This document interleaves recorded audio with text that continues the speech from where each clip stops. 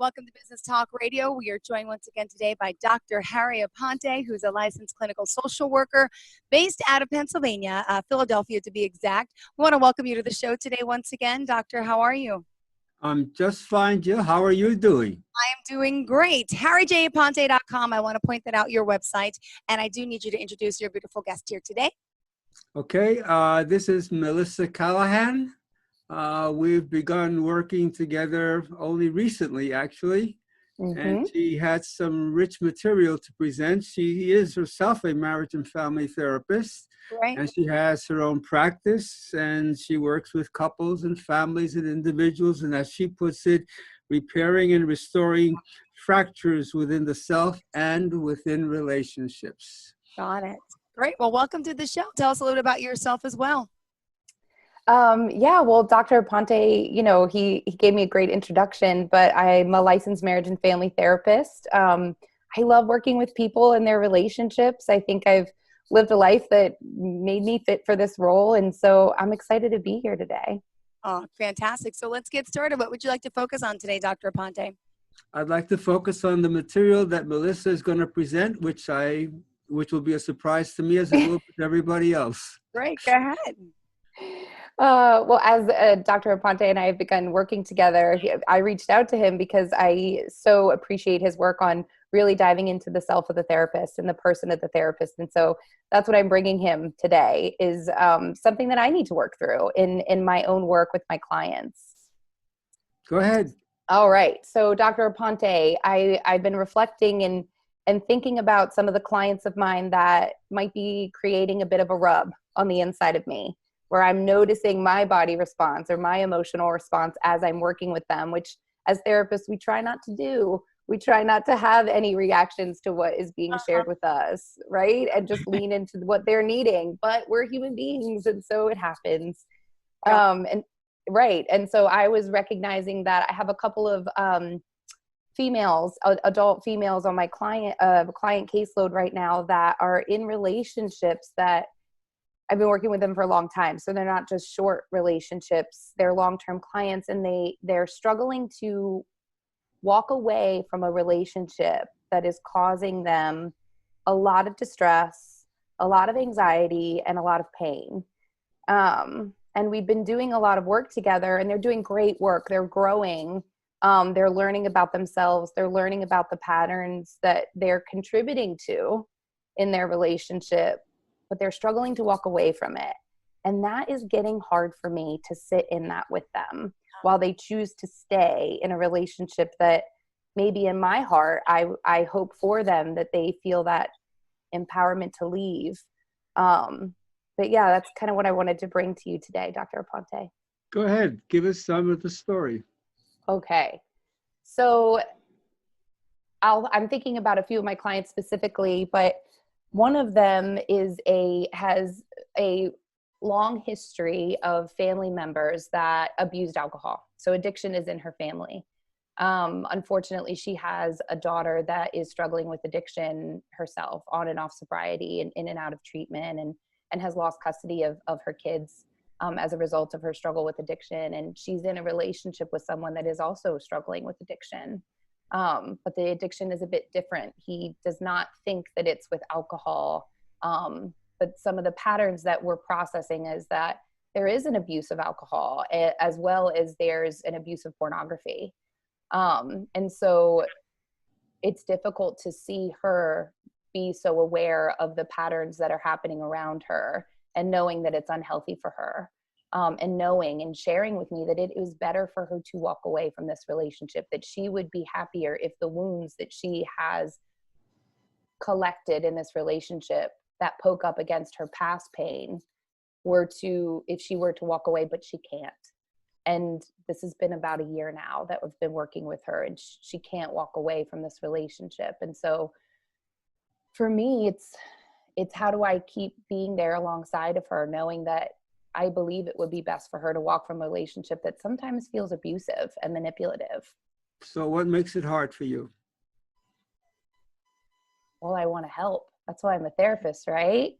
Yes. And so, I want to help, and I want to make it better for her, and I want to help people heal, and I want to help people understand their world, and I I want to help them learn that that they can be okay, that they can walk away from relationships that don't serve them, and that they're going to be resilient throughout of it. And so when I see her struggling to do that, at first I have a lot of empathy, but then after a while it gets frustrating. What gets frustrating about it? The ability to be aware that what you're in is not good or healthy, but you choose to stay. That is the bit. So what actually happens when you're with her and you're trying to help her, to save her, and she is blocking you? What happens to you? What happens to me? What happens to me is I get reminded of seeing my mom stay. Go ahead.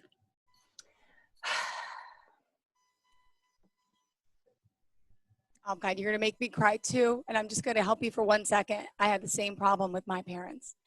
She passed away 3 years ago of lung cancer, was married 42 years. They fought each and every day of my life. They should have been divorced. I begged them since a kid. I had so much trauma from my own parents and my experience, and I tried always getting my mom away, and it was too late. Unfortunately, she had to pass until it was a way to break free from my dad. So I could relate with you. Take your time. Thanks for sharing that, Jill. It's difficult when you see someone you love stay. Yeah. Dr. Aponte, why do people do this? What is it about their minds, their brain? What are they going through? And how can you break this type of pattern?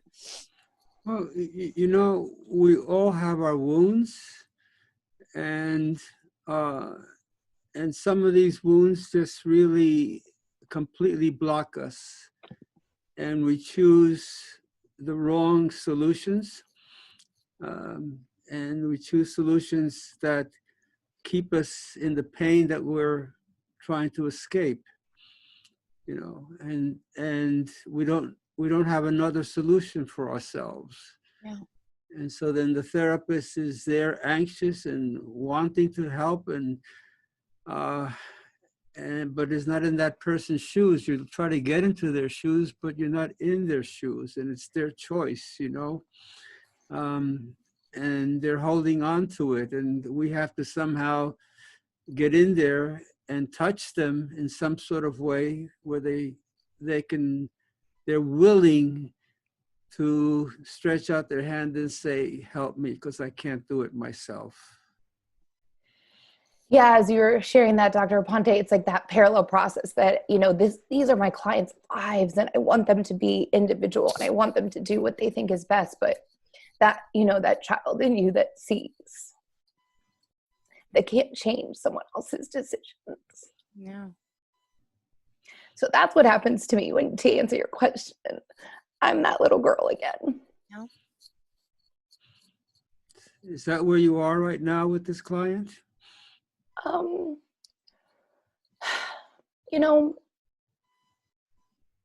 Maybe not today, but I've been there before. And I could be there again, where I don't feel like that little girl with this client, but, I have to take care of myself in the moment so that that little girl doesn't come forward, because that doesn't serve the client. Yeah. So tell me where you are at this very moment in your work with her. Well, there's two. So they're different. I actually have one that is actually just took space from the relationship, and she came to me and said it was the lightest week of my life, which was so cool, like so empowering, so amazing to hear her talk about how free and light she felt.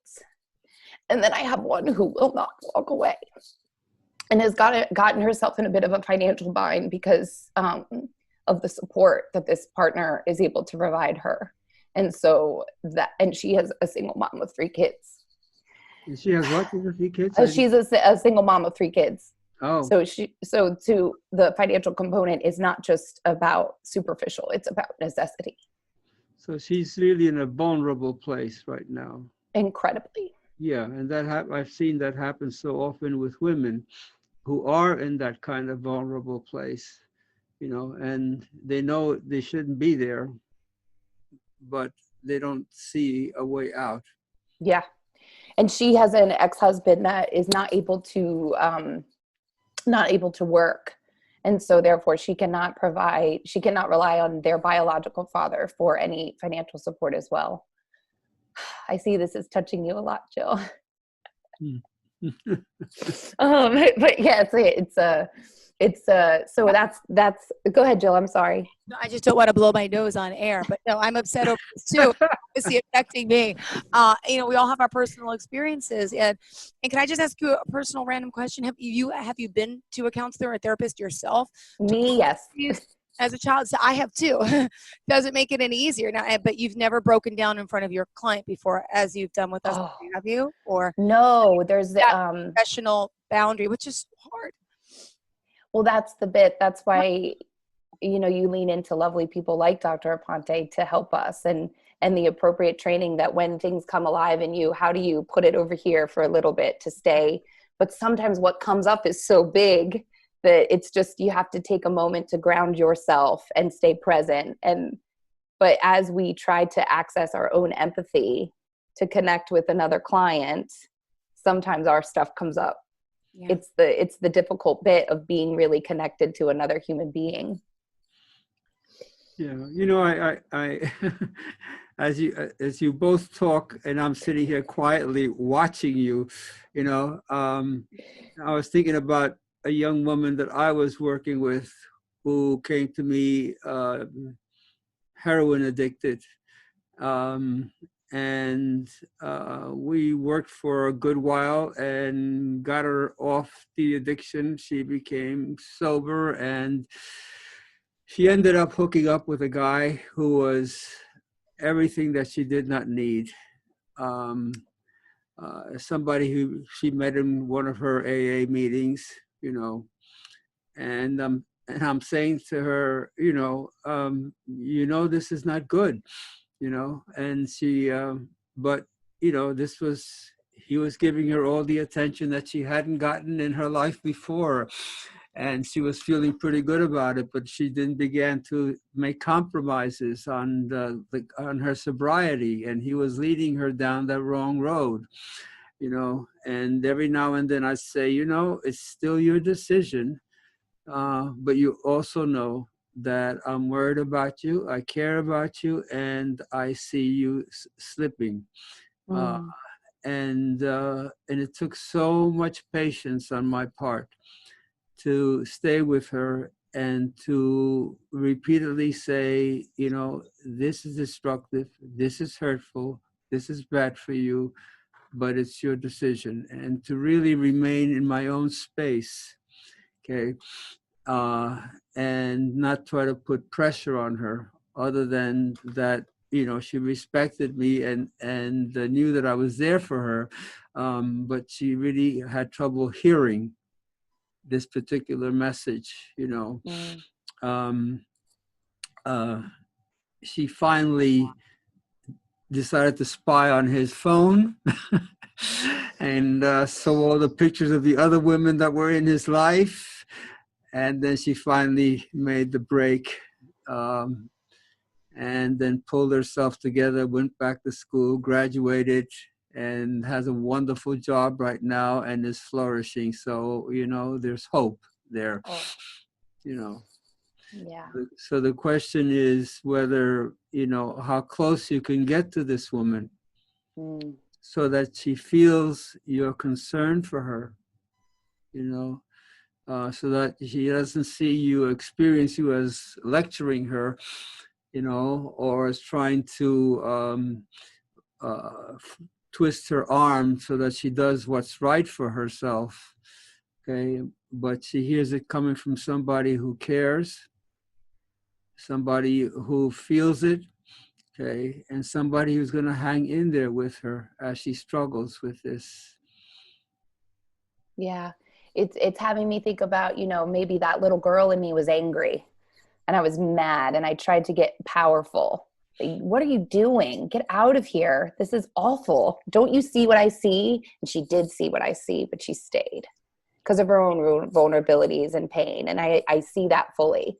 but how I can continue to, when that little girl in me comes forward, it's not about, I can't go back to her. She can't really talk in that moment. It's about actually not letting that angry part come forward, because we would never want the client to feel judged, never to have them to feel judged, but yet to so beautifully, like you're saying, connect with, I see that this is difficult and I will still be that person in your life to help you know that this isn't okay, that this is harmful or not safe. Yeah, that you become that caring, supportive, understanding woman who's standing by her, understands her dilemma, okay, and with her will try to think through, you know, how do I get myself out of this position, out of this situation? Because sometimes it seems impossible, but when we're patient with it and we allow ourselves to think and be creative, we find ways out. And my experience is that usually, I'm going to risk it. I'm going to say always something, there's always a little opening somewhere, you know, and you have to be ready for that opening, you know.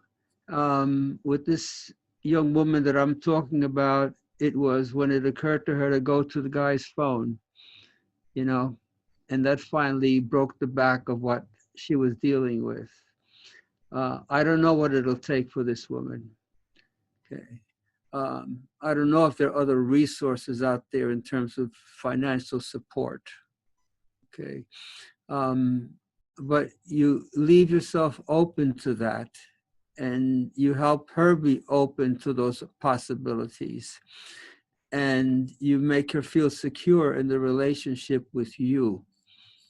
Okay, that this isn't about you, that this is about her, and that you care about her well-being, you know, so that it because if she feels pressure from you, what she's going to do is she's going to protect herself from your pressure, and then that will then leave her more stuck in the place that she's in.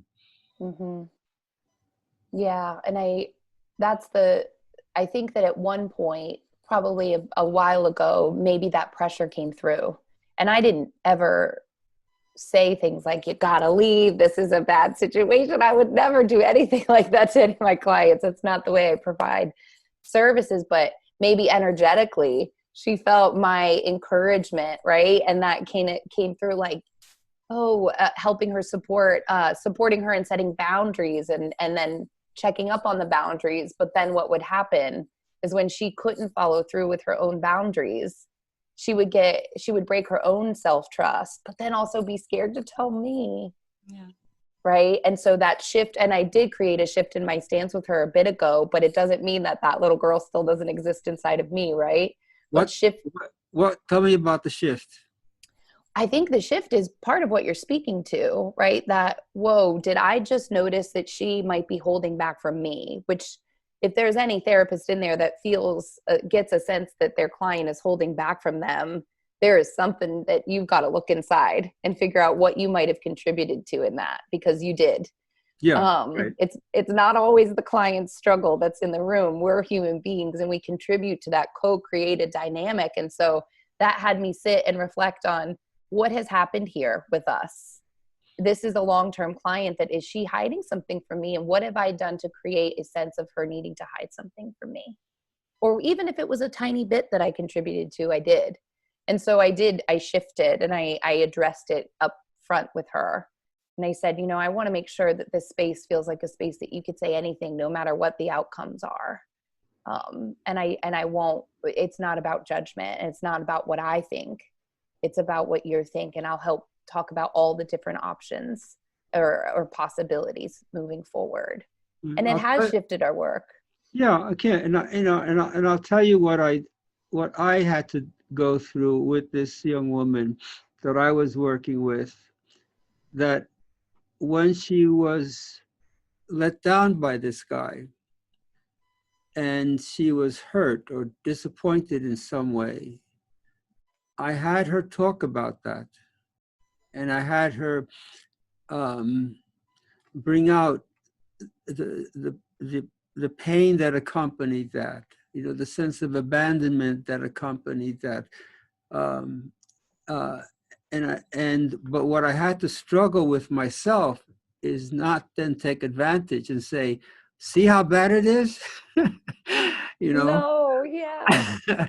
I had to stay with her about how much she was hurting over it, and then let it go. She already knew my position, okay, but she didn't have anybody to share with the stories, because if she told her parents, they would have said to her, "What are you, crazy?" Which is I wanted to say also. Okay, so my discipline had to be with, look, I care about her well-being, and the thing that I think I can do best for her is to be with her when she's hurting at these times, when she's feeling disappointed, when she's feeling down about it, and then she blames herself for it in some way or another, and then just leave it at that, Right. And then go on. And over time, that built up. So then when she finally said, I got to find out what this guy's been doing, okay, she was ready. But she would not have gotten there if I had been trying to push her to get there. Okay. But what she had is she had my support to be realistic and honest with herself about, this is really hurting me. Okay, let me check this out. So she did that on her own. Okay, and that caused it, its own renewed pain, but also then the anger came with it. Okay, and then again, it was her anger that I had to listen to and be open to, and not just take advantage of that and say, see how angry you are? Yeah, I'm angry too. Okay? Because then she would have gone like this and protected herself from me, because I was trying to push her where she wasn't ready to go yet. Right. Okay, so it still took her a little while. And then, so one day suddenly she said, I threw him out of the house. I'm not going to see him again. And that's it. And then he began to harass her, and then she went to court and got a protective order, and then she was on her own. She was flying on her own. She didn't need me, any longer, but it was her propulsion. Okay. But it was also, for me, it was my needing to be disciplined and saying, this is hers. And what does she need from me? She needs an ear. She needs to be able to expose something with me that may be hard for her to expose to herself all alone, because she trusted me enough that she saw me as a source of support and understanding, and not as a parent who was going to be directing her and pushing her and trying to somehow or another, get her to the right place. Okay. But that took a long while. All right. And I had to remind myself each session, this is hers. She needs a supportive, hearing person who cares. She does not need me to lecture her. She already knows this is not good for her. Right. Okay. So let me just be there with her and give her a chance to share this. And she freed herself as a result. Which is the ultimate healing, right? Her finding those skills within herself. Yeah. The thing that what your beautiful story was having me think about, Dr. Aponte, is that resistance that we can create in relationships. That when we're trying to help, which is what I was just sharing, right, about my clients, when we're trying to help, we can maybe pull someone in the direction that they're not ready to walk in yet.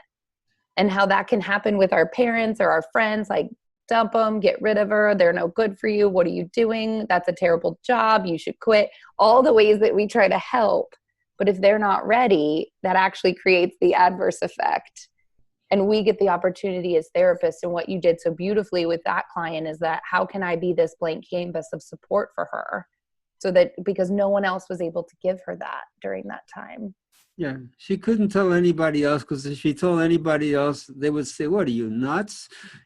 Because it was so obvious, it was so bad, But what she Judgment. needed was somebody to add their strength to her strength, and then it was for her to decide whether she had the courage and was ready to face the reality. Yeah. Do you want to say Beautiful. something about the other case? Would that help? Just to give us some little contrast. So here's my fear. My wonderful client that and it's a small fear. It's not like an intense one, right? But it's there because of that part of me that wants to help. It's what drove me to being a therapist. I think most therapists are in that position. She's going to come back and she's going to say, you know what, we got back together.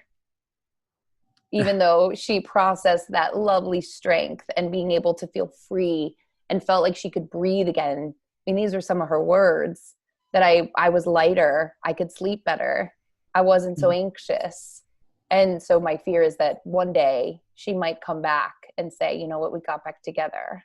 Because I also know about her fear of loneliness and being alone and by herself. And so I am preparing myself to continue to be that blank canvas of support for her, to help her process with me that choice to be back in his life and just be alongside of her. But my fear, because of my love and care for her as a client, is that she might lean back into a relationship that is not good for her. But you just also revealed the key to the change, which is her fear of loneliness. All right? Because if you don't relate to that loneliness, and if you don't explore that loneliness, okay, and if you don't help her to understand where that comes from, because that loneliness obviously for her means that, if I'm alone, I there's something missing in my life. I don't know what's missing in her life, because, we should be in a position where if the relationship is hurtful, we're strong enough to say, I may love this person, but this person's not good for me and I got to leave. Okay, but then you can do that if you feel like you're complete in yourself. But if you feel like you need the other person to survive life, to survive the fear of loneliness, of maybe even the fear of abandonment, which you may have experienced, okay, then you hold on, Yeah. So that, to me, when you said that, I thought, Melissa, go for the loneliness. That's where I lean in. Yes, find out, get the history of it. What are the roots of it? Okay, why is it that this woman feels incomplete? Okay, without this guy in her life.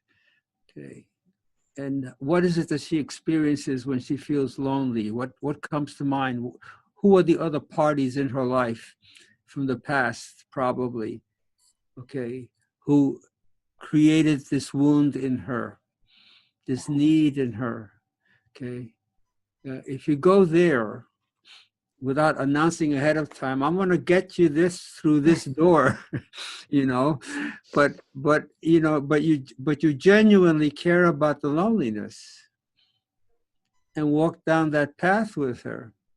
Okay, then you may end up finding out, learning things that she's not fully aware of, that may then help her to say, okay, I need to do this work first before I'm able to make a tough decision to separate from this guy. And as you're sharing all of that, when I think about her and the collection of actual deaths and just relational losses that have happened for her because of addiction, my theory is there's some unresolved grief within her, and grieving all of those losses that is connected to that loneliness. Like, well, I've got to keep on holding on because I don't know how long this person will be here. because she has had an experience. Her ex-husband died of an overdose. She's had 2 people in the past 6 months that have died of an overdose around her, and also her father earlier in life. So you're spot on. The collection of losses and throughout her whole history have contributed to this sense of loneliness. What happened with her father? He was also an addiction, and he was not present in her upbringing. But he would come in and out inconsistently, never knowing when he would be there or not. One time he was supposed to be watching them, and he accidentally lit a fire in their home, and that almost really caused a lot of damage to her, but luckily she was able to get out. And so there's a lot of loss there too, and her father's no longer in her life because he passed away to addiction as well. Because he what? Passed away to addiction as well, overdose. Horrible. How attached was she to him? Well, the story that she has is that she was not attached to him because he wasn't around, but that doesn't mean it doesn't hurt.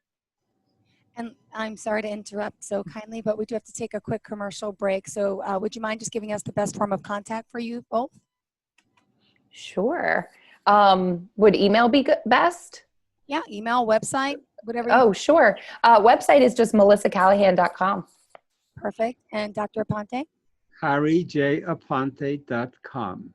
Great. Fantastic. Stand by. I'll be right back after this quick commercial break. Hey everybody, my name is Ralph Graves Jr. I'm the host of the Ralph Graves Jr. Show, and I want to invite you to pick up my book, Unstoppable. I wrote a book called Unstoppable. It's 7 universal laws that will transform how you pursue and achieve success. The one thing that my 20 years of law enforcement has taught me is that no matter who you are, we are all governed by universal laws, like gravity. But in this book, we're going to talk about laws like the law of forgiveness, laws like the law of control, the law of intelligent practice, the law of expectancy. I was able to see how those, no matter what their background was, those who identified and treated these laws with respect, they were able to go on and lead successful lives. So pick up this book, and you can go ahead and pick it up at Amazon.com, BarnesandNoble.com, RalphGravesJr.com, where anywhere where fine books are sold. Thank you. There are 7.7 billion people on Earth today. 40% of these people are under the age of 25. Young adults are the most fertile mission field in the world today. In Scripture, we see Jesus pouring his life into 12 young adults who he equipped to change the world and all of history. Like Jesus, we believe that the best approach to reach the world with the gospel is to invest in young, emerging leaders and equip them to build disciple-making movements. Concentric is the notion of surrounding and sharing a common center. Our center is the model and strategy of Jesus for both leadership development and ministry formation. As a global alliance, we provide equipping in biblical leadership based on Jesus' example in the New Testament. Jesus modeled for us how to make disciples that reproduce. Focusing on leadership development is key to creating movements that spread the gospel and Jesus' disciple-making strategy to young leaders around the globe. Our Ministry Alliance partners are actively equipping leaders and building movements of multiplication that reproduce the life of Christ. Join us today to equip young leaders with Jesus' strategy that will change cities and nations.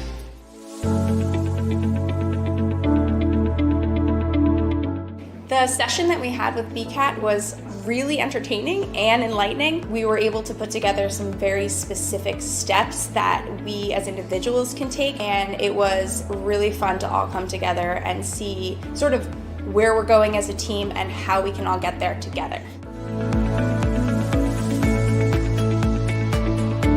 We had a tremendous experience with the BCAP partners. One of the challenges that we have as an organization is to make sure that we have the right people in the right chairs doing the right thing. To do that well, you have to have synergy. You can try to dream up ways to make sure that your group does that, or you can rely on experts. We would recommend BCAP partners to anybody who's looking to take their organization to the next level.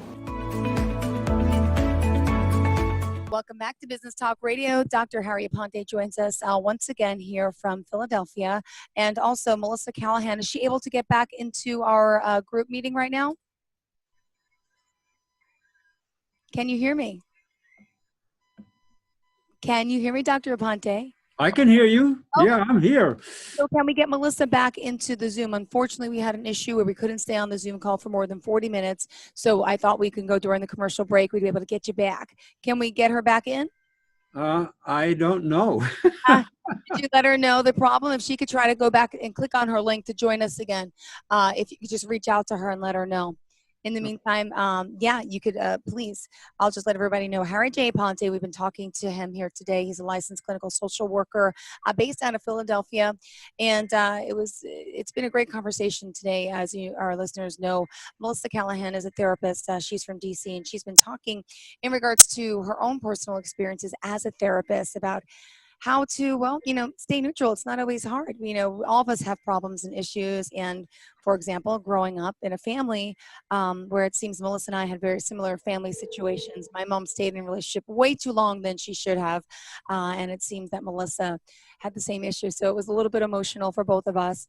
And as a therapist, she's got to really keep it together for her clients and Melissa. her personal thoughts. So here, Dr. Aponte is back on. Yeah, it did on me also. Go back to the link, apologize. click on it again, and just rejoin us, okay? On the show, okay? Okay, we'll do. All right. I'll let her in. Thank you. Isn't the blessing of beautiful live radio and television? All right, so I'm going to look for her little, it'll let me know when she gets in, and I should, let her back in. But if you want to just touch upon a little bit more about what was happening before the break, sure. Great. Yeah, no problem. I just called her, and she's going to get back on the link, and she'll rejoin us in a moment. But what I was trying to do there at the end there, where I asked her about her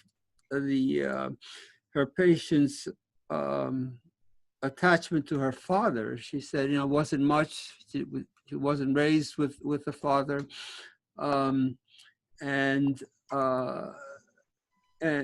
I was trying to go back to the origins.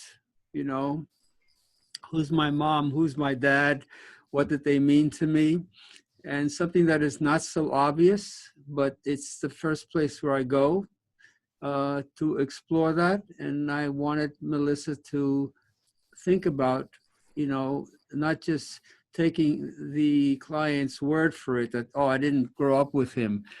This was her father, okay? And this was her father who was addicted, and this was her father who died, and this is the father that she lost, and to really explore that part of this woman's experience in terms of what does it mean to be alone. Well, she's back here. Melissa? I am glad that we got back together. Yeah, I think that what I agree with you. How do we help people really make meaning or explore the relationships that maybe they've convinced themselves are not as important to them as they really are? And I think that to speak to what you're saying about this client and clients I've noticed in the past, when something is so incredibly painful, I don't like to use the word resistance, but the hesitancy to lean into those conversations. And so that delicate balance that we have as therapists of how do we guide them to knowing it's okay to talk about it here, that it's safe to talk about it here when they've created a world of not allowing themselves to feel how painful that really is. And I think that's what's happening with her. She doesn't really allow me to go there with her too much because of how painful it is. Yeah, and I don't know how you're doing that, but if it's one of these things that is so painful, and then you ask her about how painful it was, she's likely to protect herself. Yes. If you ask her to tell you a story about who this guy was and what she remembers about him, and don't touch her feelings at all, okay? And then she feels safe to talk about the man. And then in her talk about this, in her telling you the story, and you being curious about the story and getting details, and it starts to become more real for her as she then paints the picture of who this man was in her life and what she missed and when she saw him and didn't see him, you may then have the opportunity uh, to then, touch on the feelings connected to it. But usually what happens is that they come up pretty spontaneously, okay? And then it opens up a door that says, oh, this is why she's so vulnerable to this boyfriend. This is why she feels, she doesn't want to face the possibility of another loss in her life, okay? But it takes a little bit of patience, and it takes a sensitivity to how vulnerable the person feels if you try to excavate their deepest painful feelings. I love the way that you're encouraging me to use stories to evoke that emotion, kind of like you did for me, right? When we started talking, and it was contagious among us all. But that's the bit, right? If we try to zero in on a target, there's protectors that will come up and people will block. How do we dance around it, and not in such a dancing way, but how do we encourage them to circle around it? And then it might come forward. Yeah, that's why when I train therapists, everybody who knows me, my little saying is that therapy is not a conversation, it's an experience. And what happens when you ask a person to tell a story and you get interested in the story, okay, for them to be able to tell you the story and to paint the picture, okay, they begin to re-experience it. And now that they're experiencing it, okay, you're there with them as they're experiencing it. So now you have access to something that you didn't have access to before. And the person is at a place where she would not have thought, I could dare go there without, being re-wounded, okay? But she's there with you and you're there supporting her and you're interested in the story, okay? Right. And then as you then put color, to the canvas, and she starts filling out what that really looked like for her, and then it begins to be more like what it felt like to her, you have a much better chance then of finding out what is it that she's protecting herself from. And if you can address that, okay, then you may be able to come all the way back around to the relationship with the boyfriend. Okay. Yes, I love that. I love the idea of helping people feel things that they're so scared to feel, but isn't that where the healing happens? Yeah, and then, but at the same time, for us as therapists, is that we need to also be in a place where we allow ourselves to feel with them. Just like it happened with Jill and it happened with you, that we allowed ourselves to remember things. We allowed ourselves to feel things, and I then began to think about this young woman that I was working with. And I also began to think of other personal things of mine that came up that I'm not going to talk about. Okay. But it means, it means that as a therapist, we have to be able to open ourselves to ourselves when we're with our clients, okay, so that we can then feel what's triggered in us from their story, from what they're going through, and then use that as something that will then stimulate us and guide us in exploring what they're going through and what they went through at that particular time in their life. And at that point, therapy becomes a real experience, okay, for them and for us. And we're in that experience with them.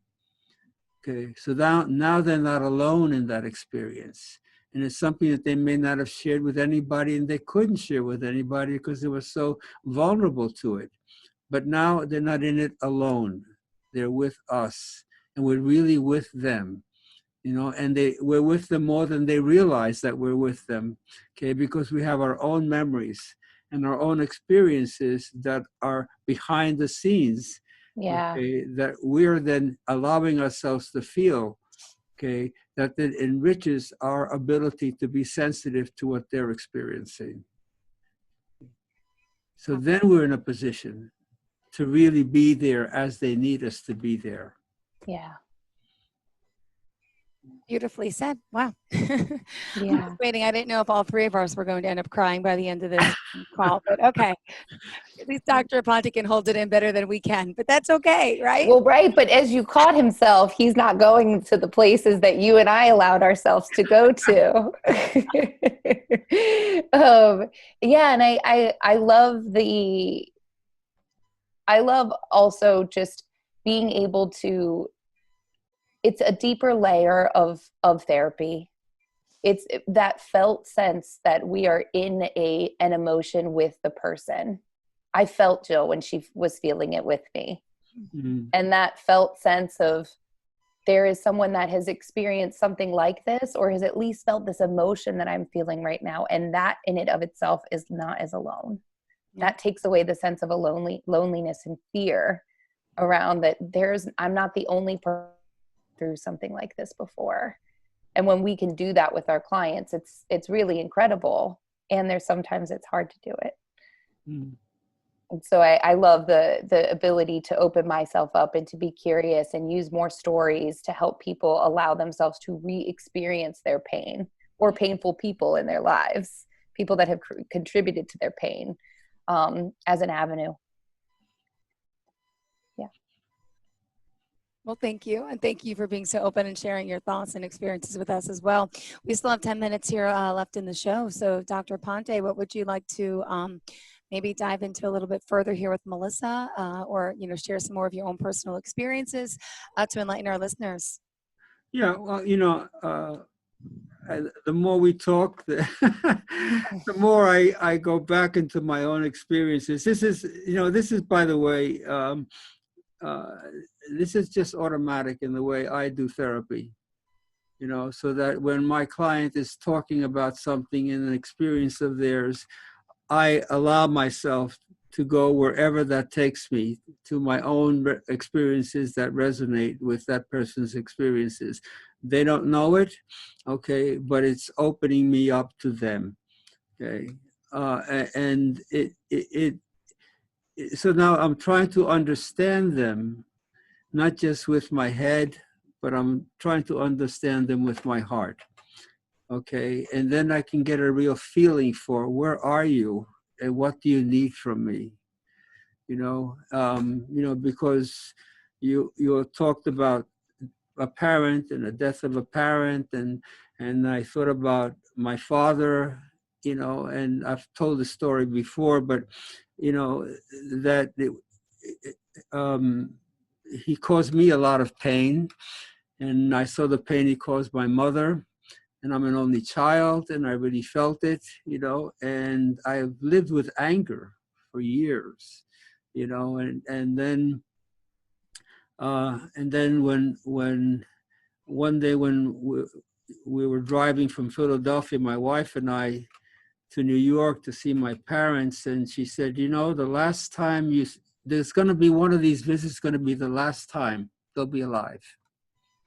And that was on my mind, and she reminded me on several trips about that. And then one day, we were saying goodbye. My wife was in the car. My mother was watching from the window. My father came down to say goodbye, and I gave him a hug. I gave him a real hug, never had before. Okay, and I felt his hug. Okay, the last time I saw him alive. Now I'm going to cry again. Well, you did it. You got it, right? Yes, yeah. And what it left me with, he was a flawed human being, and then I thought about my failures, and my weaknesses and the reasons for it. So I know, well, he had his story too. I don't know what his whole story was, okay, but I know he struggled also in life. All right, so then it softened my heart, and then as he was dying, I was able to be of help to him in the last days of his life, and then the story that stayed with me was the story that he had called me and said, I tried to go into the hospital for them to admit me. I went in, and then they said I don't need to stay there. And then they discharged me. They wouldn't accept me. And then I was supposed to go on a workshop and go out of town that very day. And I said, well, I'm going to call the hospital, and I'm going to talk to the director of the hospital if I can get a hold of this guy. And I picked up the phone and I called, and I got the head of the hospital. And I said, my father said he's dying. Your guys discharged him. Okay, I can't leave and go teach somewhere in Ann Arbor, with this. And I got to him somehow or another. He said, all right, okay, you can go ahead now. And I said, no, I'm not going to go ahead until you call me back and tell me that he's been admitted. I really was there for him. And then when he did call back, I got to Ann Arbor. In the middle of the night, my wife calls and said, your father died in the hospital. Okay. But I did my job, and then a best friend of my father, told me afterwards, he said, I came into the house and there was your father sitting by the phone. And I said, what are you sitting by the phone? He says, Harry's going to call me. He said, well, you don't have to sit by the phone. He says, no, he's going to call me. I know him. He won't let me down. Oh. Okay. Well. Oh. Grab your tissues. What more can I say? Yeah, we all. So, Thank you for sharing that. Yeah. It was, these things are so important. They matter so much to us, and we hide them, and we don't know what to make of them. And as a therapist, we're going to be in a much better position to understand these things if we can go into our own lives and understand what we went through. Okay, because then we hear more, we feel more. Okay, we're not listening to them through a little channel, something that we learned at the university. Right. I love the way that you were just talking about access your own imperfections, access your own failures, and remember that we all have done that, and we all will do it again because we're humans, and give this person the compassion and humanity maybe that we didn't give ourselves when we were making such failures, or those people around us weren't giving us that same compassion. I love that. And I may be the only non-therapist up here in our panel today at Business Talk Radio, but I'm with you both. And I think just from having my own personal life experiences, listening to your own life experiences makes me talk. When I talk to people here on the radio and on television, I can empathize. And that's so important, that I'm not just saying something. I actually mean it. I felt it. I've been there. And that's amazing to know that, a lot of times I'm going to say, I've been to a therapist before, and it's like, I feel like I used to be intimidated when I was younger, like, oh, this person seems like they have the perfect life and they're so perfect, not knowing, but inside everyone has something. And it's good to know. I don't think a therapist would become a therapist if they were so perfectly normal, would they? No. It wouldn't. Right? Okay, good. So it makes me feel better on the other side of your chair as a client, as a patient, and here as a broadcaster, just knowing that, we're all human. We all have our personal experience. And I think it's great that we all could talk about it and share it today. And, really, it's been a great conversation today for me, as well as our listeners. And thank you for sharing, Melissa. Harry, thank you for sharing. And at this time of the show, we will say goodbye. Please give out your best form of contact information once again. Yeah, thank you guys so much for today. It's just melissacallahan.com. HarryJAponte.com. Great. And I'm, what am I? I'm just Jill Nicolini here at Business Talk Radio. Nothing special. But guys, really, thank you so much for tuning in here, as always, each and every week. Dr. Harry Aponte, you're amazing. Please stay tuned. We're going to have him on our radio show coming up again at the 12 o'clock hour. So we're going to take a quick break, and we'll be back joining you on the regular radio line. It's been a pleasure. Thank you guys both so much. For nearly 2,000 severely injured veterans, everyday life has become filled with barriers. Day-to-day simple tasks can become pretty daunting. I have to carry my chair up 2 flights of steps or have somebody do it for me. What scares me the most is just the falling. When I'm struggling with my house, I think, to have that one great barrier just knocked down, it's crucial. Home for Our Troops is a wonderful nonprofit that builds a mortgage-free, fully adaptive, handicap-accessible house. And there's no catch. It'll be our very first home that we've ever owned. This is a game changer. This is where your life begins again. We need you to join us in completing this important mission. Please visit hfotusa.org and help build homes and rebuild lives. Because of you, everything's going to be okay.